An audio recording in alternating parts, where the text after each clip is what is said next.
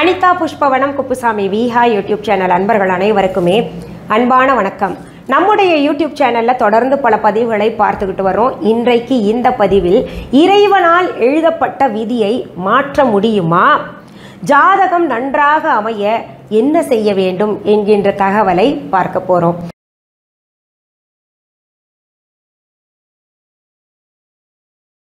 அதற்கு முன்பாக இன்றைக்கு பிறந்த நாள் மற்றும் திருமண நாள் காண இருக்கின்ற அனைவருக்குமே என்னுடைய வாழ்த்துகள்.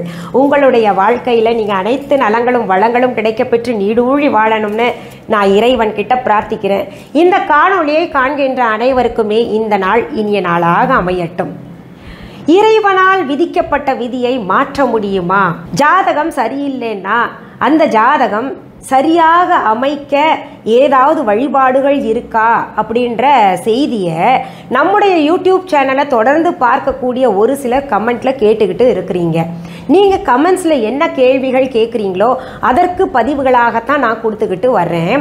பெரும்பாலானோர் இப்படி பேசுகிறத கேட்டிருப்பீங்க. என்னோட விதியே சரியில்லை, தலையெழுத்தே சரியில்லை, அதனால்தான் வாழ்க்கை முழுவதும் கஷ்டப்பட்டுக்கிட்டே இருக்கிறேன், பிறந்ததுலேருந்து நானும் பார்க்குறேன் எனக்கு நல்ல காலம் பிறக்கும் அப்படின்னு கிடையாது. நல்லவனாக இருக்கிறேன், நான் உழைக்கிறேன், இருந்தால் கூட ஏன் தலையெழுத்து இப்படியே தான் இருக்கே, போன ஜென்மத்தில் என்ன பாவம் செஞ்சேனோ அப்படின்னு விதியை நொந்துக்கிட்டு பேசுகிறத கேள்விப்பட்டிருப்பீங்க. இன்னும் ஒரு சிலரோ என்ன சொல்லுவாங்க, ஆமாம் சாமி கும்பிட்டும் ஒரு பிரயோஜனமும் கிடையாது, சாமியை கும்பிட்டா நம்ம துன்பங்கள் குறையும், கஷ்டங்கள் எல்லாம் தீரும் அப்படின்னு நினச்சிக்கிட்டு நல்லவங்களாக இருக்கிறோம், நல்லா உழைக்கிறோம், அப்போ கூட நமக்கு துன்பம் குறையிற பாடு இல்லை, விதிப்படி தான் எல்லாமே நடக்குதுன்னா நம்ம ஏன் சாமியை கும்பிடணும் அப்படின்னு கூட நொந்து போய் சொல்கிறாங்க. இந்த மாதிரி நினைப்பவர்களுக்காகவும் தான் புராண காலத்திலேயே பல காரணங்கள் கொண்டு பல கோயில்கள் எழுப்பப்பட்டிருக்கின்றன. அதில் மிகவும் பழமையான சக்தி வாய்ந்த கோயிலாக கருதப்படுவது திருச்சி அருகில் இருக்கக்கூடிய திருப்பட்டூர் பிரம்மபுரீஸ்வரர் கோவில். இந்த திருப்பட்டூர் பிரம்மபுரீஸ்வரர் கோவிலில் சிவபெருமான் தலைவிதியை மாற்றி அமைக்கக்கூடிய ஒரு வரத்தை பிரம்மனுக்கு அளித்திருக்கின்றார். இதுல பிரம்மபுரீஸ்வரர் கோயில் போறதுக்கும் கூட நம் தலைவிதியில் எழுதியிருந்தால்தான் போக முடியும் அப்படின்னு சொல்லுவாங்க. அதனால தான் இந்த பதிவை கொடுக்குறேன். இந்த பதிவை பார்த்த பின்னாடி என் விதியே சரியில்லை அப்படின்னு நொந்து போகிறவர்கள் கட்டாயம் அந்த கோவிலுக்கு போயிட்டு வாங்க.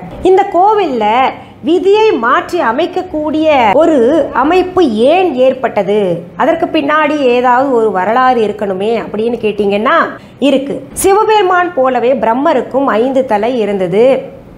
அந்த 5 தலை இருந்த காரணத்தினால, அத்துடன் படைக்கும் தொழிலும் இருந்த காரணத்தினால பிரம்மனுக்கு தான் பெரியவர், சிவபெருமானுக்கும் இருக்கு எனக்கும் இருக்கு, ஆனால் அத்தோட படைக்கும் தொழிலும் நான் தானே செய்கிறேன், நான் படைச்சாதானே எல்லாமே அப்படின்ற ஒரு கர்வம் ஏற்பட்ட காரணத்தினால சிவபெருமானை மதிக்கல. அதனால சிவபெருமானுக்கு கோபம் ஏற்பட்டு பிரம்மனுடைய தலையை கொய்தார். பிரம்மனுக்கு அதிலிருந்து 4 தலைகள் தான் இருக்கு அப்படின்ற செய்தி எல்லாருக்குமே தெரிஞ்சதுதான். சிவபெருமான் பிரம்மனுடைய தலையை கொய்ததோடு மட்டுமல்லாம அவருக்கு கொடுத்திருந்த படைக்கும் தொழில் இருக்கு இல்லையா, அந்த தொழிலையும் பிடுங்கி கொண்டார். அதனால பிரம்மனுடைய சக்தி எல்லாம் குறைந்தது, அவருக்கு மரியாதையே குறைஞ்சிருக்கும். ஏன்னா படைக்கின்ற தொழில் இருக்கின்ற காரணத்தினால எல்லாரும் பயந்துட்டு இருந்தாங்க. இதெல்லாம் இழந்த பின்னாடி தன்னுடைய தவறை உணர்ந்து சிவபெருமான் கிட்ட மன்னிப்பு கேட்டு படைக்கும் தொழிலை மீண்டும் தருமாறு கேட்கின்றார். அதற்கு சிவபெருமான் பூலோகத்துக்கு சென்று திருப்பட்டூர் என்கின்ற இடத்திலே 12 சிவலிங்கங்கள் அமைத்து பூஜை செய்து தன்னுடைய பாவத்தை போக்குமாறு வரத்தை கொடுக்கின்றார்.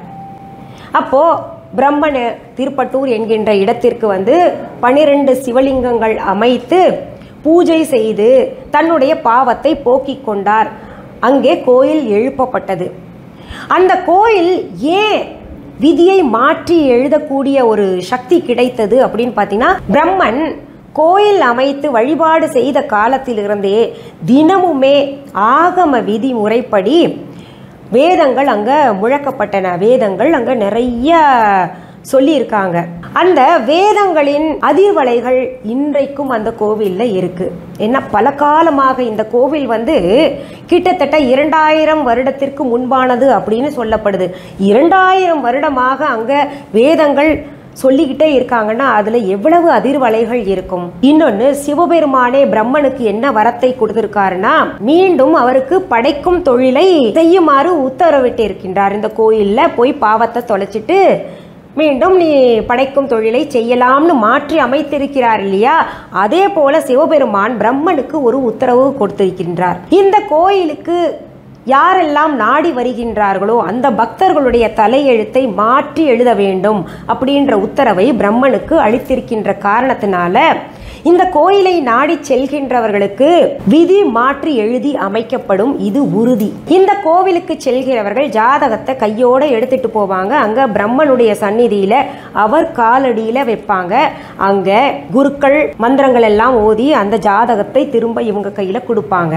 அப்போ அங்க ஜாதகம் மாற்றி எழுதி அமைக்கப்பட்டதாக ஐதீகம் இருக்கு. இந்த கோவில்ல விசேஷமே இன்னொன்னு என்னன்னு பாத்தீங்கன்னா, குரு பகவானுக்கு அதிதேவதை பிரம்மன் என்கின்ற காரணத்தினால குருவுக்கு உகந்த நாளான வியாழக்கிழமைகளில் பிரம்மனுக்கு மஞ்சள் எல்லாம் பூசி கொண்டைக்கடலையெல்லாம் சாத்தி புளியோதரை செய்வாங்க. எலுமிச்சை சாதம் எல்லாம் செய்து பிரசாதமாக வழங்கப்படுகின்றது. இது குரு ஆதிக்கம் கொண்ட கோயில் என்கின்ற காரணத்தினால திருமணம் ஆகாதவர்கள் திருமணத்திற்காக வேண்டி இந்த கோயிலுக்கு போவாங்க. இன்னொன்று, படிப்பு நல்லா வரல, இல்லை படித்ததெல்லாம் மறந்து போகுது, நல்ல மார்க் வாங்கணும் அப்படின்னு நினைக்கிற குழந்தைகளுக்காகவும் இந்த கோவிலுக்கு போவாங்க. குரு வக்கரமாக இருந்தால், இல்லை தொழில் சரியாக இல்லை அப்படின்னு நினைக்கிறவங்க கூட இந்த கோவிலுக்கு போயிட்டு வருவாங்க. மொத்தத்தில் இந்த கோவிலில் போனாலே தலைவிதி மாற்றி எழுதப்படுகின்றது. பிரச்சனைகளை கொண்டு போகிறாங்க. குழந்தை பேர் இல்லாதவர்கள், அதுவும் ஒரு பிரச்சனை தானே. விதிவசத்தின் காரணமாக இந்த பிரச்சனைகள் எல்லாம் வருது. அங்கே ஈஸ்வரனே பிரம்மபுரீஸ்வரராக பிரம்ம நாயகியுடன் எழுந்தருளி பக்தர்களை காத்து ரட்சித்துக் கொண்டிருக்கின்றார். இன்னும் ஒரு சிறப்பு என்னன்னா, பதஞ்சலி முனிவர் அங்கே சமாதி அடைந்திருக்கின்றார். பொதுவாகவே ஒரு மகானாகட்டும் சித்தராகட்டும் சமாதி அடைந்திருக்கின்ற இடத்துல நம்ம போயிட்டு வந்தாலே நல்ல அதிர்வலைகள் ஏற்படும். இத்தனை நல்ல விஷயங்கள் இருக்கு. அங்கே பிரம்மனால் ஏற்படுத்தப்பட்ட பிரம்ம தீர்த்த குளம் இருக்கு. அங்க போயிட்டு தண்ணி எடுத்து தலையில தெளிச்சுக்கிட்டாலோ அதை தொட்டாலே நம்முடைய பாவங்கள் எல்லாம் கரைந்து விடும் அப்படின்ற ஒரு ஐதீகம் கூட இருக்கு. இந்த கோவிலுக்கு நான் போயிருக்கேன். உண்மையிலேயே ரொம்ப அந்த கோயிலுக்குள்ளே நுழைஞ்சாலே ரொம்ப நல்ல அதிர்வலைகள் இருக்கிறத உணர்வீங்க. ரொம்ப பழமையான கோயில், அப்படியே வச்சு பாதுகாத்துட்டு வர்றாங்க. அற்புதமான கோயில்.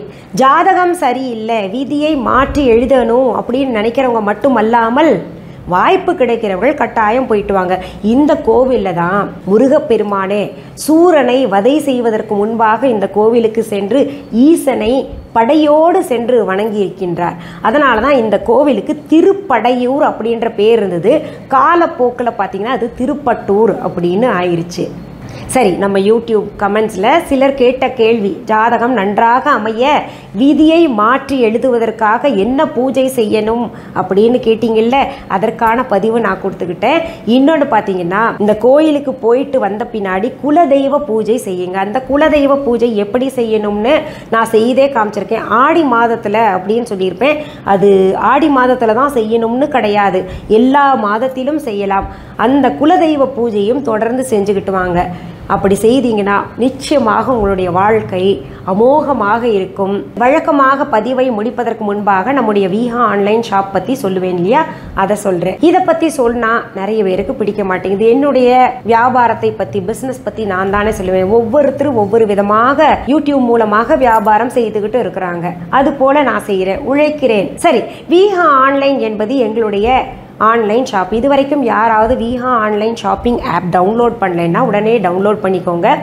அந்த டவுன்லோட் பண்ணுறதுக்கான லிங்க்ஸ் இந்த டிஸ்கிரிப்ஷன் பாக்ஸ் கீழே கொடுக்கப்பட்டிருக்கு. ப்ளே ஸ்டோருக்கும் போய் டவுன்லோட் பண்ணிக்கலாம். இப்போது ஐஃபோன் வச்சுருக்கிறவங்க ஆப் ஸ்டோருக்கு போய் டவுன்லோடு பண்ணிக்கோங்க.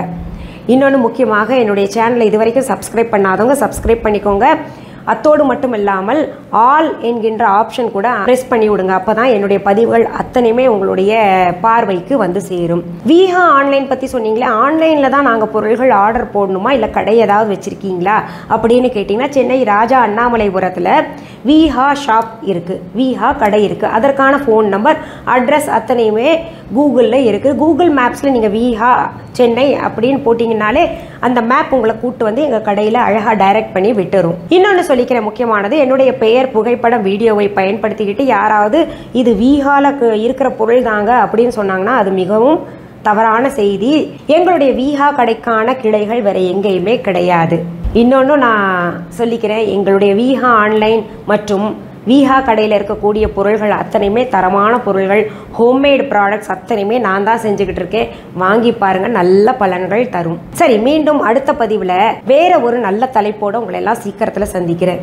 எதை பற்றி பேச வேண்டும் அப்படின்னு கமெண்ட்ஸில் நீங்கள் குறிப்பிடுங்க, கட்டாயம் நான் தெரிவிக்கிறேன். கேட்ட கேள்விகளையே கேட்காதீங்க. பெரும்பாலும் கமெண்ட்ஸில் கேட்கப்படுகின்ற கேள்விகள் அனைத்திற்குமான பதில்கள் நான் பல்வேறு பதிவுகளில் கொடுத்துருக்கேன். அதனால் திரும்ப திரும்ப அதையே கேட்க வேண்டாம். மீண்டும் சந்திப்போம். நன்றி, வணக்கம். அன்பான வாடிக்கையாளர்களே, உங்கள் விஹா ஸ்டோரில் பூஜை பொருட்கள், சிலைகள், ராசிக்கற்கள், வாஸ்து பொருட்கள், விதைகள், பாரம்பரிய அரிசி வகைகள், சிறுதானியங்கள், ஆர்கானிக் பொருட்கள், மூலிகை எண்ணெய், மளிகை பொருட்கள், மரச்செக்கு எண்ணெய், மரப்பொருட்கள், வெள்ளி ஆபரணங்கள், கிஃப்ட் ஆர்டிகல்ஸ், காட்டன் மற்றும் பட்டு புடவைகள், காட்டன் சுடிதார்கள், பட்டு பாவாடை, குழந்தைகளுக்கான விளையாட்டு பொருட்கள், ஹை குவாலிட்டி இமிடேஷன் நகைகள், வீட்டு உபயோக பொருட்கள், ஜூட் பேக்ஸ், ஹேண்ட்மேட் சோப்ஸ், அழகு சாதன பொருட்கள், சிறுதானிய பிஸ்கெட்டுகள், ஹோம் அப்ளையன்சஸ், இன்னும் பற்பல பொருட்கள் விற்பனைக்குள்ளது. விஹா ப்ராடக்ட்களை நீங்கள் வாங்க விரும்பினால் அது எங்களுடைய viha.online வெப்சைட் மற்றும் சென்னை ராஜா அண்ணாமலைபுரத்தில் உள்ள எங்கள் விஹா ஸ்டோரில் மட்டுமே கிடைக்கும் என்பதை தெரிவித்துக் கொள்கிறோம். வேறு எந்த ஆன்லைன் வெப்சைட்களிலும் விஹா ப்ராடக்ட்கள் விற்பனைக்கு கிடையாது என்பதை நீங்கள் கவனத்தில் கொள்ள வேண்டும். எங்கள் விஹா ஸ்டோரின் விலாசத்தை கண்டறிய கூகுள் மேப்ஸில் விஹா ஸ்டோர் என்று டைப் செய்தால் வழியை கண்டறியலாம். www.viha.online வெப்சைட்டிலும் விஹா ஸ்டோரின் அட்ரஸ் உள்ளது.